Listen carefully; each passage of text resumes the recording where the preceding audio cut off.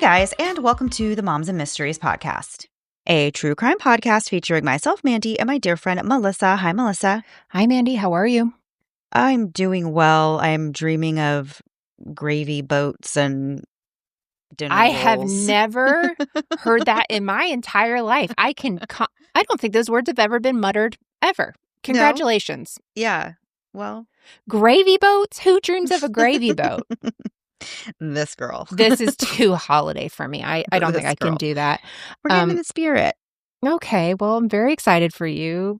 Yeah. Gravy boat or not. Yeah.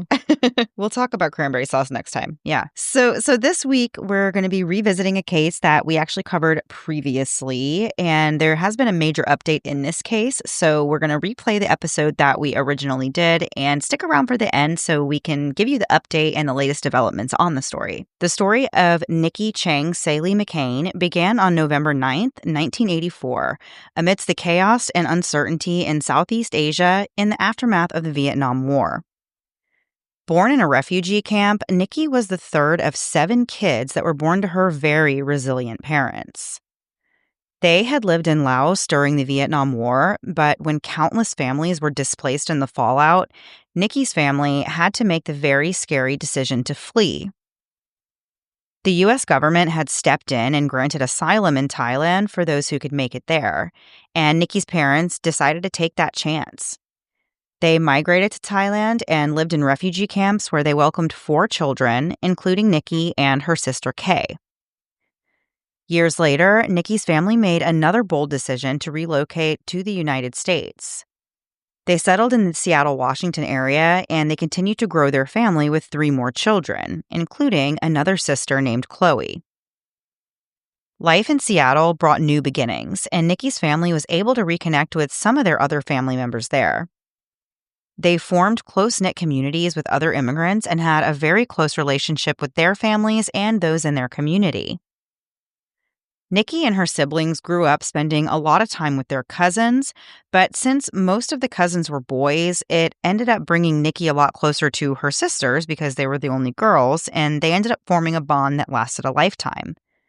Even when the sisters grew into adults, the whole family stayed in close contact, and they would share frequent group messages and calls. Nikki was always someone that stood out. She was stunningly beautiful, and she really had the personality to go with it. She had a bubbly, upbeat attitude balanced with a shy, caring side. Her sister Chloe said that Nikki would be your biggest cheerleader, and she was always positive, which often rubbed off on those around her. Nikki had a gift for finding the humor in everything. She was someone who loved to laugh and loved to giggle. Nikki also had an extremely forgiving nature, and in the rare moments that something bothered her, she was quick to let it go and to move on. She was always up for an adventure, whether it was browsing for antiques or just driving around with a Starbucks in hand.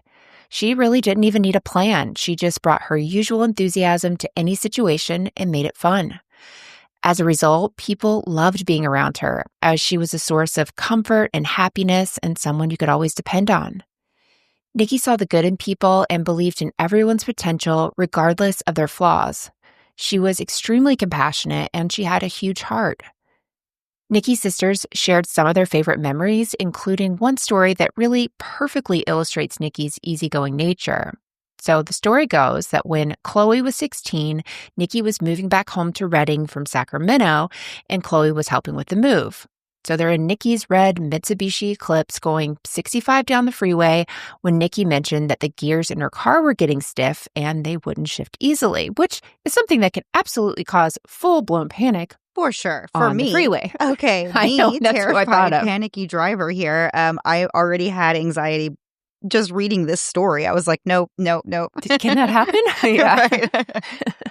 So the Eclipse had a manual transmission and it came with a few quirks, but Nikki adored her car anyway. And so on this trip, when Nikki realized that the gears were stiff, she asked Chloe to help her pull the shifter to get it into a higher gear. And that's when they both started tugging away at the gear shift, all while giggling and laughing the whole time. And at one point, Nikki said, "Just yank harder." So they did. But then the shifter snapped completely in half. Oh my gosh. Did you know that was something you could even worry about? I No, didn't. no, I Yeah. definitely didn't think you could do that. I thought that was all connected from like the part that you grab onto all the way down into something in your vehicle that like could not be broken. The non-breakable piece. I know, Right. me too. So instead of panicking, though, Nikki just burst out laughing and calmly said, "Oh my gosh, it broke." Like it was really no big deal. So she turns on her emergency lights, coasts to the side of the road, all while still laughing about how absolutely absurd the whole situation was. And Chloe said this was really typical of how Nikki handled intense situations.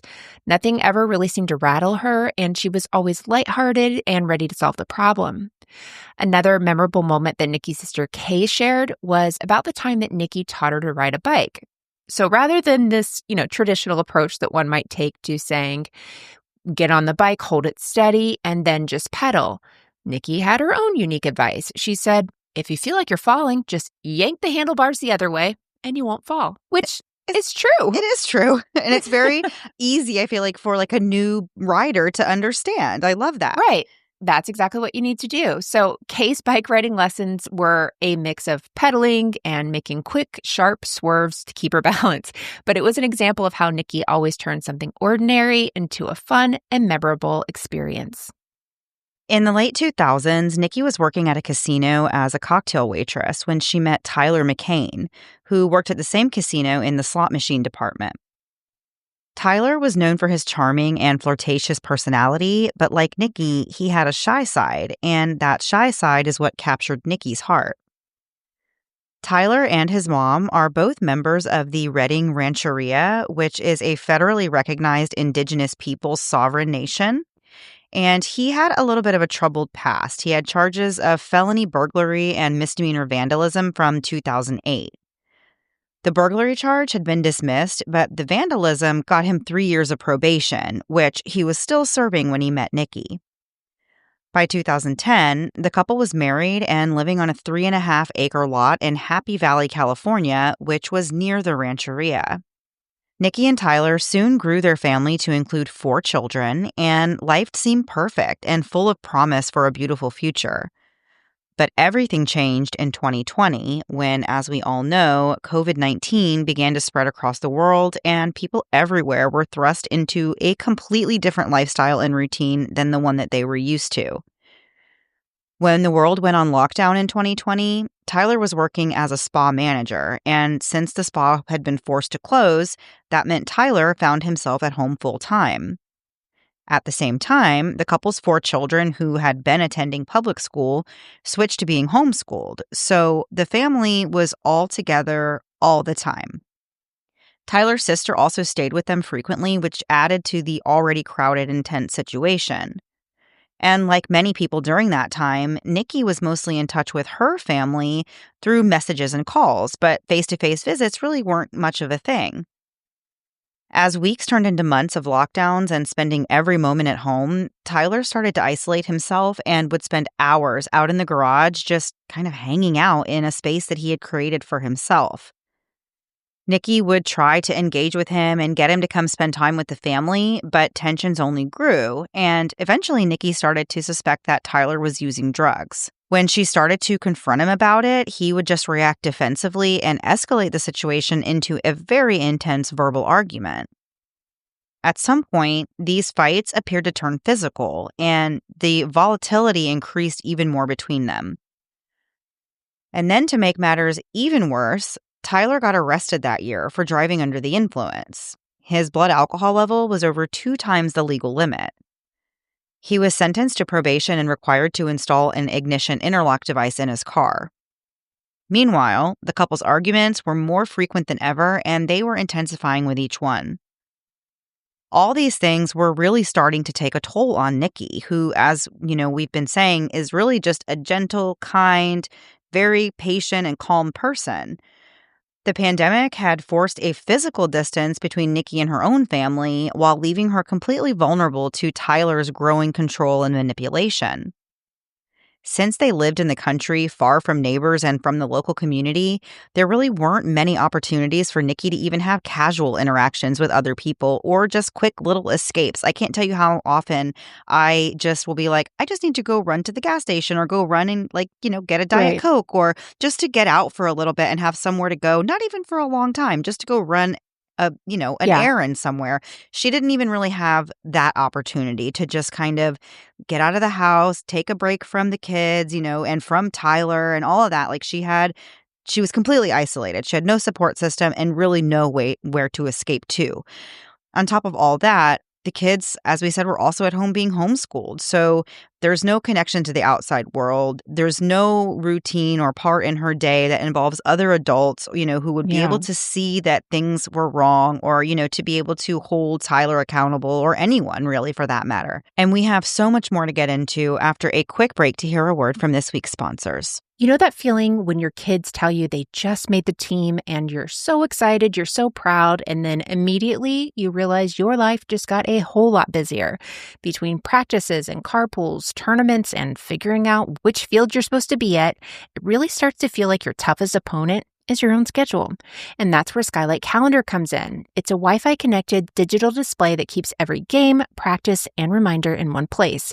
It's color coded, easy to read, and it syncs with your Google Calendar, Apple Calendar, Outlook, TeamSnap, Game Changer, and more. For sports parents, it's basically an assistant coach, the good one who remembers the snacks. Family is the ultimate team sport. Skylight keeps you playing to win without ever missing a game. Your happiness is Skylight's happiness. So if in 4 months you're not 100% thrilled with your purchase, you can return it for a full refund. No questions asked. Right now, Skylight is offering our listeners $30 off their 15-inch calendars by going to myskylight.com/moms. Go to myskylight.com/moms for $30 off your 15-inch calendar. That's myskylight.com/moms. For years, Nikki and Tyler's relationship was really anything but stable, with those close to the couple describing it as being tumultuous. Nikki's sister Chloe told Nancy Grace that she had seen the signs of abuse as early as 2019, when Nikki once showed up with black eyes and bruises.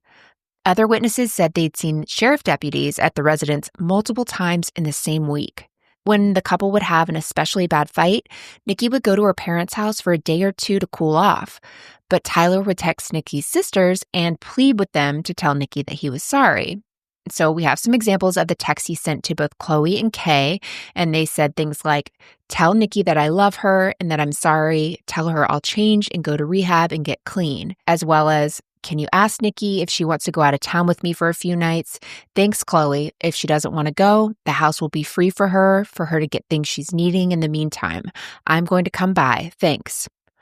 But despite Tyler's apologies and these promises to change, the violence and hostility continued. Witnesses frequently saw the couple fighting, sometimes even taking it to dangerous levels, and the police were really quite familiar with their address. In one chilling incident in the winter of 2023, neighbors heard Nikki screaming for help and saying that Tyler was attacking her. She ran outside with bloody feet that had been cut on broken glass inside the house. Witnesses saw that she had swollen lips, abrasions on her face, and bruises around her neck that looked to have come from being choked. Tyler had thrown water on her, then kicked her out of the house and locked the doors. Mandy, we cannot get through a single episode these days without this coming up, without someone allegedly being choked. And so again, we're going to say the statistic until everybody knows it. And that is that a woman who has suffered a non-fatal strangulation incident with her intimate partner is 750% more likely to be killed by that same perpetrator. Yes, choking is a very, very, very serious red flag. Yeah, that's, I don't know. I always have this feeling that one person needs to hear that specific Absolutely, thing because it is it unreal. is very eye-opening, and especially, if you are in an abusive relationship or in a situation like that, you need to know that. Like, you need to hear Yeah. statistics like that because your life really does depend on it. So it's very important to share Absolutely. that. And that is probably the one statistic that always blows our minds when we hear it, because it is Absolutely. so stark. And so, it's so important to share for sure. In another terrifying episode, Tyler was seen chasing Nikki around the yard with a large wrench. On another occasion, he threatened to decapitate her, and another, he poured gasoline on her car in a fit of rage. And despite these horrific attacks, Nikki never pressed charges. Like many victims of abuse, Nikki clung to this hope that things could one day go back to how they were before. And we talked a little about the cycle of violence back in October, so it might sound familiar, but again, very important. The cycle of violence is this repeating pattern that traps victims in abusive relationships. It begins with tension building, it leads to explosive incidents, and then shifts to reconciliation and calm before starting all over again. And Nikki, being someone that has this incredibly forgiving nature and has this desire to see the good in everyone, it really kept her from taking any legal action. She was willing to really do anything to avoid breaking her family apart. So as time went on and the restrictions from COVID started to ease up, Nikki's family started hearing more about the police being called to her home. Kay said that Nikki would call the police in the middle of a fight, but then when the police arrived, she would downplay the situation. And sometimes the officers would urge her to make a formal statement, but Nikki didn't want to. Nikki's family told her how important it was to accurately report the abuse and pointed out the very real concern that repeated calls to law enforcement with no follow-through could result in the police viewing her calls as less urgent in the future. But still, Nikki hesitated. She loved Tyler, and she just kept the hope alive that he could change. Everything got so much worse when the ongoing violence in Nikki and Tyler's relationship led to their 4 children being removed from their home. The Redding Rancheria Tribal Court placed the children with members of Tyler's tribal family, but Nikki's sisters were able to fight and ended up getting shared guardianship of all 4 of the kids. But of course, the abuse did not end, and it started to spill over into other areas of their lives. One altercation between the couple happened at Tyler's mother's house, where Nikki ended up calling the police. But things took a turn when Tyler's mom filed a formal complaint against Nikki. This is really a devastating twist, as you can imagine, since Nikki has never, ever filed a formal complaint herself against Tyler. This is the first time that anything is being documented officially on paper and is being recorded legally. And this one thing is labeling Nikki as the aggressor in the relationship, not Tyler. So that's extremely frustrating. I'm sure everyone is like, what in the world is going on here? We have to point out, though, that Tyler's mom has some things going on of her own. There was actually an incident that was reported that Tyler's mom bit Nikki's arm in some kind of fight that they were having and left a visible bite mark on her. Of course, this is still an ongoing case. It's still very new. There are things that have been reported that, of course, we don't know exactly everything that's going to be proven in a court of law later because everything hasn't come out about this case yet. Nikki's sisters, Chloe and Kay, were actually stunned. And, they tried to point out that even though Tyler had a long history of abuse and had managed to avoid having anything on record about it, now his victim is the one with a formal complaint against her. It was all just very, very unfair. So Nikki's sisters urged her to start documenting absolutely everything and creating a paper trail to protect herself and to be able to expose the truth one day. Nikki's reluctance to file a report stemmed from the same place it always had. It was the compassion that she held for others and the belief in the good in people. She also cared deeply about Tyler and his family, and she didn't want to be the reason that anyone in his family faced legal trouble. She would make excuses for them and say things like, they didn't mean it, or she would just brush off these attacks as being done in the heat of the moment. They were upset at the time, but it's fine. But Nikki's sisters were concerned that she was just rationalizing these harmful behaviors at the expense of her own safety. The situation with Tyler's mom was also really complicated. At times, she would be close and supportive, which contributed to Nikki's apprehension about, reporting anything. But it also falls in line with the cycle of violence where you'll have these explosive episodes, right, and then there's this period of calm, and the abuser draws you back in many ways. It is during this period of calm that's when they're apologizing. That's when they're treating you really nicely and, love bombing you almost and kind of getting back in your good graces before the cycle starts all over again. So that's kind of the same type of dynamic that it seems like that she had with Tyler's mom, where, at times it seemed like she was supportive and somebody you could trust, but then she would also, kind of flip the script a little bit on a different day. Nikki's sisters believe that it was years of manipulation and abuse that led to this pattern of Nikki excusing the terrible actions of others, and that she had just grown to accept this mistreatment as normal. That same kind and forgiving nature that made her so loved by her family and friends also made her vulnerable to Tyler's manipulation and abuse, and she was trapped in a cycle that she just could not seem to escape. Things came to a boiling point on November 29th, 2023, when Nikki came home sometime between 8:15 and 8:30. Tyler wasn't there, so she went into the bedroom and started combing her hair.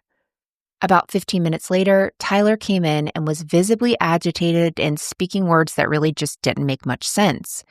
He went to the bedroom and jumped on Nikki and held her on the ground. Then he dragged her around while saying, "What's going on? What are you doing?" Nikki later told Officer Gary Mall that Tyler's eyes looked glazed over, and she was scared. She tried to de-escalate things, but he started verbally assaulting her and hitting her in the face with his hand. Then he pulled her hair and doused her in water from a nearby jug. Tyler assaulted Nikki for the next 3 hours, tying her ankles and wrists together with tape and putting tape over her mouth, just enough so that she could breathe, but she couldn't speak. Once Nikki was tied up, Tyler flipped Nikki over and sat on her back and pulled her hair back forcefully while saying he was going to kill her, which Nikki said she fully believed he was about to do. Tyler kept hitting Nikki periodically, and at one point she said it felt like he tried to wrap something around her neck, but was unsuccessful. Finally, at around 11:30, Tyler left the room and went into the kitchen for several minutes, which is when Nikki took the opportunity to run away. She was able to grab her robe that had her car keys in it, and she bolted for the car. As she was pulling away, Tyler chased after her and threw himself on the hood of the car, asking her to stop. But Nikki managed to escape to her mother's house in Reading for a few days. Then Nikki went to her sister Chloe's house, who insisted that they go to the hospital, and that's when Officer Mall came to speak with her on December 1st. Nikki said that she had not spoken to Tyler since the assault on the 29th. Officer Mall noticed clear trauma to Nikki's face. Both of her eyes were blackened and swollen, and her forehead and facial areas also had visible signs of trauma. And Nikki said that while Tyler had assaulted her before, it had never been to this extreme. She told the officer that she wasn't sure about Tyler's use of any illegal substances, but she thought he had used meth in the past. Nikki stated that she would not be returning to the home she shared with Tyler and that she planned to stay with her sister. Officer Mall suggested that Nikki file a restraining order against Tyler and shared some educational materials for abuse victims, including a Marcy's card. And a Marcy's card, I actually had never heard of that until this episode. I'm not sure if it's something that is done in every state or if it's just in California. I actually think there's a couple other states that might do it over towards the West Coast side. But it's essentially when a victim reports an abuse or, it reports like an incident that's happened, the responding officer can give them or is supposed to give them this Marcy's card that basically is informing the victim of the rights that they have. So like that they have the right to contact an attorney about their rights. They have a right to certain things. They have a right to just different things with having their safety and things considered. Right. When their perpetrator is being sentenced or being punished, like there's just a list of things that they want you to know that you have a right to seek out as far as like what your legal rights are. I've read something, I'm sorry, I don't have the actual information pulled up about this. I'm just going off of memory, but I did read something that, they're supposed to give it to them like immediately because there's actions that you can take that are on this card, like within the first 24 to 48 hours after something has happened. So the officer who responds to the incident is supposed to immediately give them this so that the victim is aware of these things like right away. I think that's really cool. So I don't know if it's in every state. If it's not, it definitely should be. So after this meeting at the hospital, Officer Mall contacted other deputies to meet him at Tyler and Nikki's home. As they approached the house, Tyler just walked outside and he was easily taken into custody. He had his rights read to him, and he agreed to speak with law enforcement. At the station, they asked Tyler if he had seen Nikki and seen the injuries that were on her face, and he told them that he was aware of the wounds, but he hadn't seen them himself because he hadn't seen her since around 8 p.m. on November the 29th. Officer Mall asked Tyler if there had been a fight between the couple, and he said no. And then he suggested, get this, that Nikki had gotten into a fight with another woman. He claimed that Mm. he and Nikki, it gets even weirder. He claimed that he and Nikki were a happy couple with a great relationship and that they never had any sort of physical altercation. He said he had never hit Nikki and he did not know how she got these injuries. For whatever reason, the police did not believe Tyler's story, and he was soon charged with 1 count of corporal injury to a spouse, 1 count of false imprisonment by violence, 1 count of making criminal threats, and 1 count of assault likely to produce great bodily injury. For a few months after these charges, Nikki bounced between staying with her mom and with her sister. However, she did stay somewhat in contact with Tyler. One day, he told her he needed a ride to a court hearing since his license was suspended, and that was stemming from his DUI that he had gotten in 2020. So Nikki agreed to take him. But instead of going to the courthouse, Tyler ended up ambushing her and making her take him to his lawyer's office instead. And there, his lawyer pressured Nikki to recant her statement about the domestic violence incident in November, the horrific one that she nearly could have died from. Yeah. And when Nikki declined to recant her statement, Tyler took off in her car. So Nikki was left stranded. I can't even imagine just how scary that situation would be to be ambushed by your abuser and his attorney. The attorney part is really what threw me off. Obviously, I don't think the attorney said you need to tell her to bring you here or Right. whatever, but he took advantage of that situation Right. and her good nature. He's got to go to court and he changes things on her. But how terrifying to So feel scary. like it has to feel like no one's on your side. Definitely. Obviously, her family is and stuff, but it has to feel like in those moments when it's just you and him, like you've got enough. You and him and his lawyer, like that's, Oh, my yeah. gosh, that Talk would about just be, intimidation. yes, very, very, very intimidating.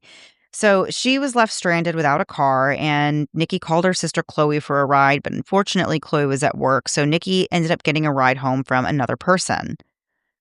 Tyler continued to try to pressure Nikki to drop the charges, but she just wouldn't budge. So he then started trying to convince her to move back in with him and was promising that he would change and they would work to get their kids back. This tactic worked on Nikki because, of course, she wants nothing more than to get her family back together and to have her kids back with her. So she agreed to move back in, but she still didn't drop the charges. On May 7th, a preliminary hearing for Tyler's domestic violence charge was held, and he pleaded not guilty to all 4 of the felony charges against him. That same day, Nikki told her sister in a text message that she was preparing to divorce Tyler, and she'd been looking at furniture for a new home and coming up with a plan to regain custody of her children. Chloe said at this point, Nikki was confident and really determined to make these things happen once and for all. On May 17th, Nikki and Chloe were texting back and forth about Tyler's brother Brian, who was actually in the hospital at that time after a medical emergency and was on the verge of possibly dying. Nikki said that she was at the hospital with Tyler and with his mom visiting. Despite the ups and downs with Tyler and his family, it really wasn't unusual that Nikki would step in and help because, as we've been saying, Nikki was a very caring and supportive type of person. Nikki kept in touch with her sister Chloe through text throughout the night, and she would send her updates on Brian's condition. Around midnight, she mentioned that she had Tyler's mom's car and would be taking the car back to his mom's house. But that was the last message that Chloe or anyone ever received from Nikki. After leaving the hospital, it's believed that Nikki may have dropped Tyler's mom and her car off at her home on the Rancheria and close to the casino. Tyler's mom's home wasn't far from there, and Nikki's was located in a nearby community, so she most likely headed back home afterward. Chloe later shared that she saw Nikki's text that came in right after midnight. She was awake at that time with her son, who was restless, so she read the text before she went to sleep, but she didn't reply right away. And so the next morning, she woke up early and sent a message back to check on Brian's condition, but there was no reply. At around 7 a.m., Chloe tried again, and then again an hour after that, and once more 30 minutes after that. At first, Chloe's texts were focused on Brian and making sure everything was okay, but as the morning went on and there was no word, Chloe grew more and more concerned about Nikki. Later that morning, Chloe sent another message asking Nikki about her daughter's soccer uniform. She was playing in a tournament the next day, but they couldn't find her jersey and thought that it may have ended up at Tyler's mom's house because sometimes Nikki's daughter would stay there on the weekends. But Nikki never responded. Eventually, Chloe's fiance went over to Tyler's mom's house and asked if the jersey was there. Interestingly, though, Tyler's mom mentioned that Nikki had not been at the hospital the night before. And this was a detail that didn't really stand out at the moment, but it would later become part of a story that just didn't add up. So at first, Nikki's sisters weren't really super concerned when they didn't hear back from her because, of course, they're all adults with children. So going a few days without checking in on each other isn't immediately too much of a worry. But by Tuesday, May 21st, her sister started to realize that it actually wasn't just them that hadn't heard from Nikki. Nobody else had either. By Wednesday, the family decided to report her missing with the Reading Police Department. But since the couple lived in a rural community outside of the Reading area, the case was handed over to the Shasta County Sheriff's Office Major Crime Unit. Their response ended up being delayed due to it being over the Memorial Day holiday weekend. At some point, Tyler reached out to Nikki's sister Chloe and said, "Have you heard from your sister? I think she's missing." He initially said that they had gotten into a fight at his mom's house, but then said that the fight actually happened at their own house and Nikki had taken off after this fight. So Tyler saying these things was really just immediately a big red flag for Nikki's sisters because, as we mentioned earlier, in the past when Tyler and Nikki would get into a fight and Nikki would go stay with a family member for a few days, Tyler would always be sending texts to one of them, to one of her sisters saying, begging them to tell Nikki that he loved her and that he was going to change and pleading with her to come home. And he never in the past had ever said anything like he thought she was missing or anything along those lines. So it seemed very strange for him to just say, "Hey, have you heard from your sister? I think she's missing," instead of the usual, "Hey, I'm sure Nikki's there because we're fighting, so tell her I love her and I want her to come home." Right. So it was very just out of character. On Wednesday night, May 22nd, Chloe accompanied the sheriff to Nikki and Tyler's house to conduct a wellness check, but when they got there, nobody was there. On Friday that same week, Chloe returned for a third time, and she did talk to Tyler. He told her that Nikki's truck, a Chevy Avalanche, had broken down on a bridge off of Bowman Road. Nikki had only owned this truck for a couple of weeks before she disappeared, and her sisters said they weren't really even sure why she got the truck as she already had a car, but they knew that Tyler had been the one to buy the truck for her. Chloe offered to take Tyler to the truck, to go get it, but he declined and said that he would have some of his buddies drive him there. But Chloe and Kay, of course, want to go see for themselves if their sister's truck is abandoned somewhere. So they went to go look.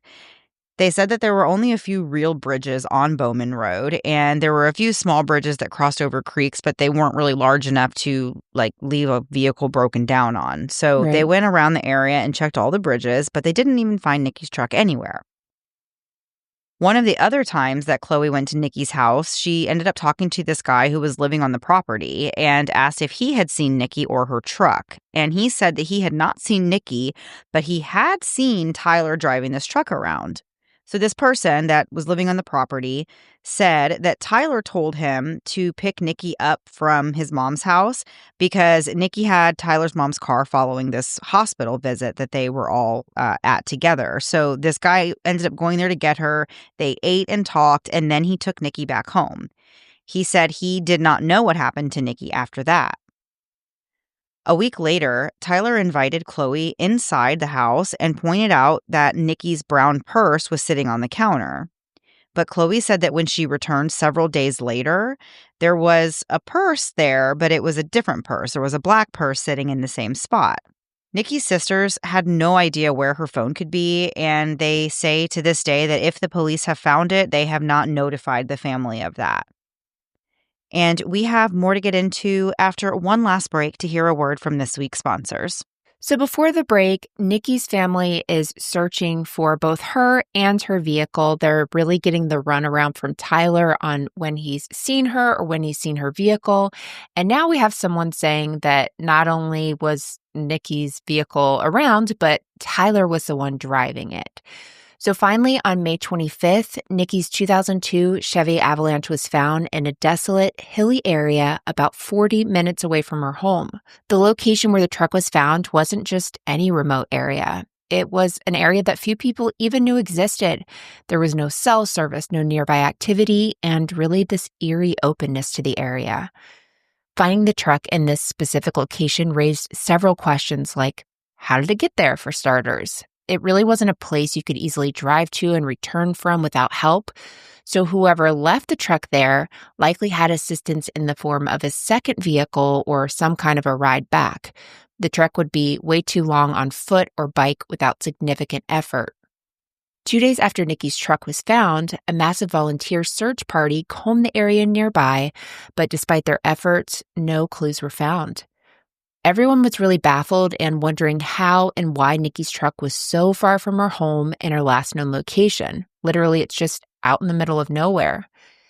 The searches expanded to include areas around the Rancheria lands, but there were some limitations due to tribal laws that protected certain areas from being searched without permission.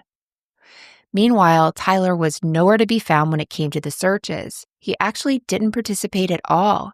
And when law enforcement started interviewing him and Nikki's family, suspicion started growing around the community.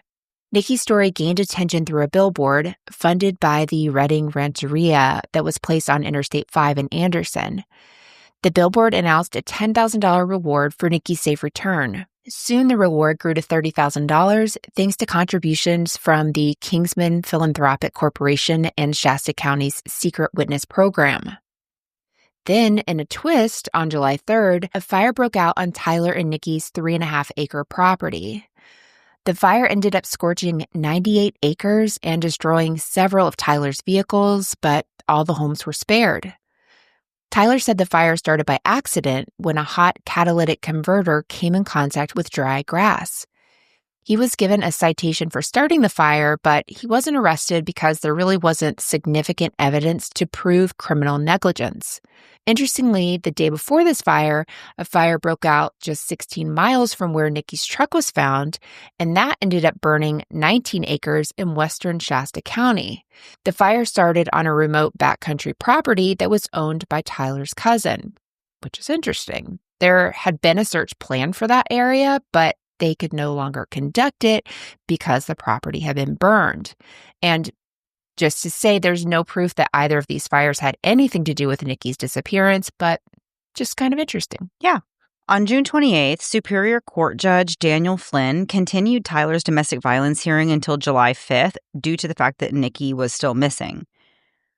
On July 5th, the DA's office filed for a motion to dismiss the charges on account of insufficient evidence since Nikki wasn't there to testify, which is extremely frustrating to hear that they can't move forward with charges because the missing person is not there. But Judge Flynn said that the reason was because Tyler had a constitutional right to face his accuser, so the case is just kind of left in limbo at this point. The DA's office clarified that the charges could be refiled within the statute of limitations, which was 3 years. But at this point, there's just 2.5 years left, and time's already ticking. The dismissal of these charges marked the 17th time in 2024 that a domestic violence charge was dropped in Shasta County due to these types of procedural hurdles. As the charges were dismissed, Nikki's family held a Justice for Nikki rally outside the courthouse where over 200 people gathered to hold signs and demand answers. Nikki's sisters were among the crowd, and they confronted Tyler as he walked by. They shouted things at him like, "Where is Nikki and where is my sister?" Tyler's reaction?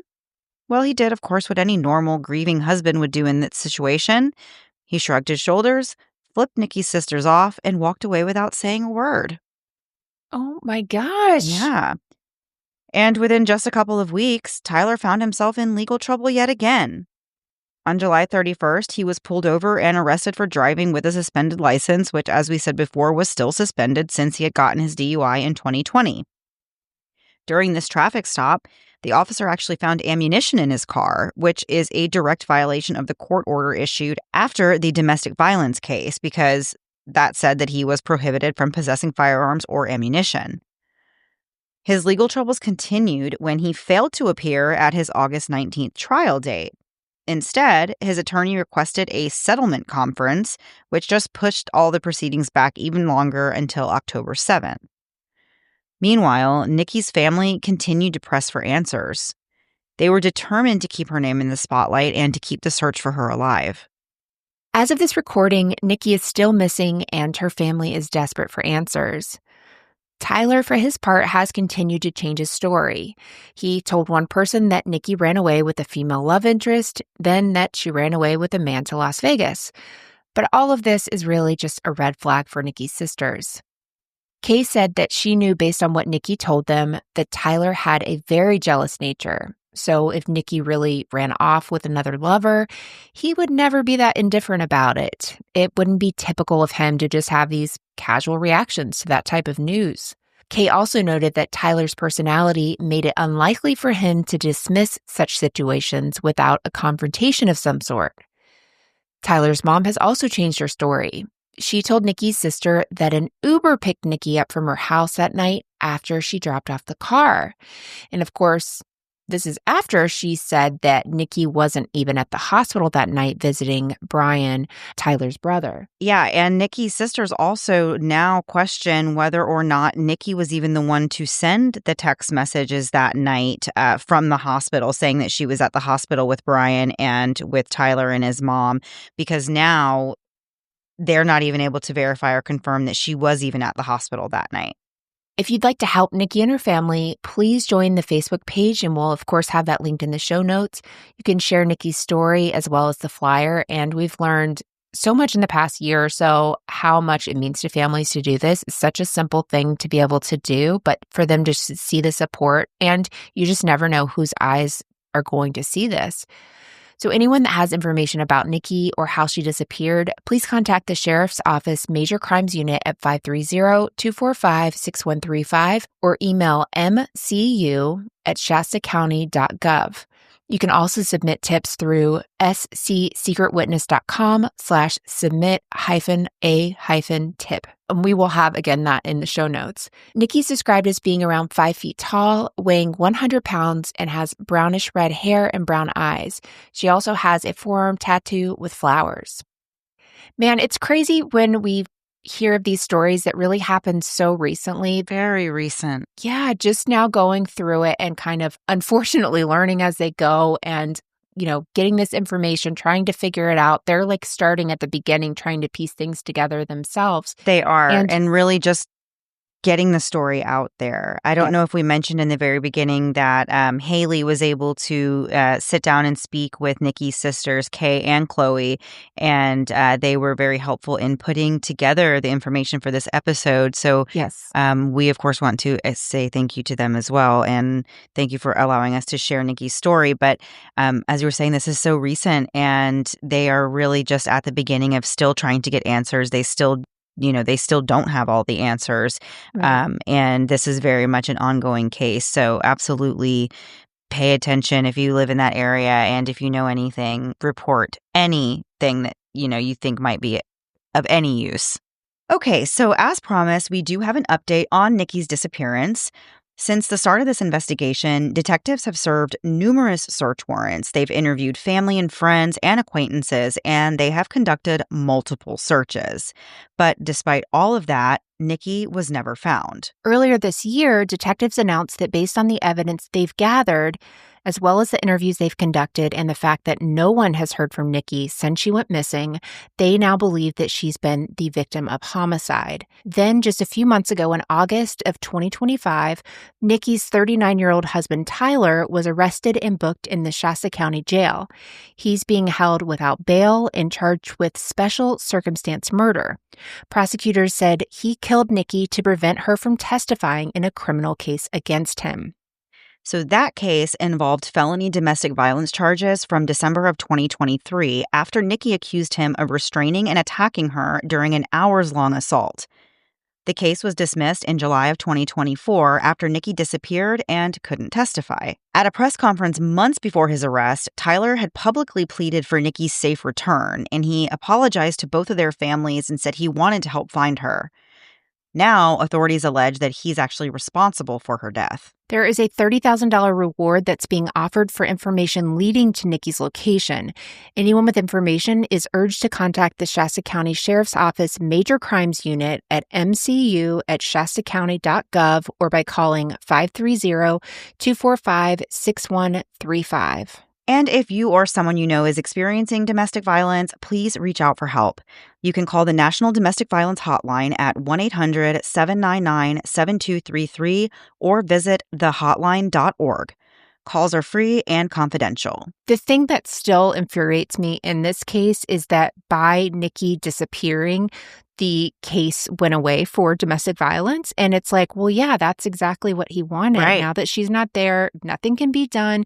And so I'm glad now that that's going to be back on the table because definitely no one should be getting away with that. And obviously that's what he was trying to hide behind. I'm very happy for the family that the person they truly believe and had the motive to murder Nikki is now behind bars and there's no bond, there's no anything. And so I hope they get all the answers they want, including where she is, because I know For sure. they desperately want to find her. For sure. All right, guys, thank you so much for listening. We'll be back next week, same time, same place, new story. Have a great week. Bye.